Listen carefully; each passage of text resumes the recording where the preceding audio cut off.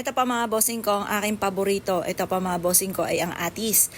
Naalala ko pa mga bossing ko ng kabataan ko, mga bossing ko ay lagi pong piraot ng piraot ako mga bossing ko sa puno ng atis po namin mga bossing. At ito pa mga bossing ko, hindi ko napansin na yung palang atis ito ay overripe na at ang dami na po mga bossing ko na nagsusumba. Kaya hindi ko po ito makalimutan. Pero paborito ko pa rin po siya mga bossing. Ubus na ang atis nung doon ko po napansin mga bossing ko ay ang dami palang uod mga bossing ko na kulay puti na hindi ko napansin. Kaya yun po mga bossing ko hindi ko makalimutan ang atis mga bossing. Pero bagamat po mga bossing ko ang atis ay napakasarap. At ito pa mga bossing ko ay matamis po mga bossing kaya ingat po kayo. Pero ako pa mga bossing ko ay dahil sa may pagkamasiba nga po ko mga bossing ko pagdating sa usapin ng atis, ayun nga po mga bossing, marami-rami tayo nakakain ng atis. Yung po mga bossing ko yung aking mister, ay dahil hindi po pwede mag-atis at ganoon din ang aking bunso dahil may diabetes na po sila mga bossing. Kami po dalawa ng aking anak na panganay ang madalas na kumakain ng atis. Ayan po, nakakailan na po ako. At nasa likod ko, mister ko, nakatingin na sa akin. Ito naman po mga bossing ko, ang aming pusa. Imported po yan, pero mukha silang local. Ewan ko nga ba kung ba't nagkaganyan po mga yan mga bossing. Yan po mga bossing, pero sa mga marunong tumingin, imported po talaga yan mga bossing. Ito po yung ash na kulay po niya mga bossing ko. Lahat po alam niyo po ba ng pusa namin ay may supot mga bossing.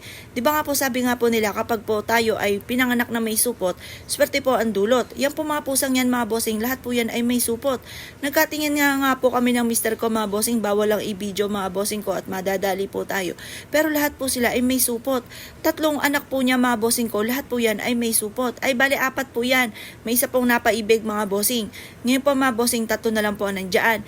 Lahat po yan ay may supot mga bossing. Kaso nga lang po mga bossing kung aking mister ay madiriin. Ang sabi ko po sa kanya ay kunin namin ang supot ay ayaw po niya. Pero hindi niya po alam mga bossing ko ay kagad ko po itong kinuha sa basurahan. At ito pa mga bossing ko ay binilad ko sa sinag ng araw. At ito pa mga bossing ko ay binalot ko syempre sa pulang supot mga bossing. Ito pa mga bossing ko ay nasa isipan ko po kung sino man ang kukupkop ng 3 ito mga bossing ko ay ibibigay ko po yung supot na aking pong itinabi mga bossing. Dahil swerte po yan mga bossing. Dumako naman po tayo mga bossing ko sa alaga po namin na koi fish mga bossing. Yan po mga bossing ko ay from Japan mga bossing. Yan po hindi nyo po inaasahan na ang halaga po niyan mga bossing ko. Yung maliit pa po sila dati mga bossing ko ay 2,500 pesos mga bossing ko ang bawat isa. Lumaki-laki na po sila mga bossing ko. Tingin ko po ito ay 3,500 na ang bawat isa. Pero hindi mo akalain mga bossing ko sa itsurang yan mga bossing ko ay ganun. Ito naman po mga bossing ko, kagaya na nasabi ko nga po sa inyo, ang elephant ay swerte mga bossing ko sa harapan ng inyong tahanan at ito po ay nababasa. Kaya ito po mga bossing ko, mga elepante ko ay nilagay ko po dito, ang ilan sa mga elepante ko. Dahil marami po kaming mga elepante mga bossing. Swerte po at mabisang proteksyon mga bossing ko. At kung sino man ang mga bossing mapapaibig po dyan ay tatalas din ng pandama at maswerte.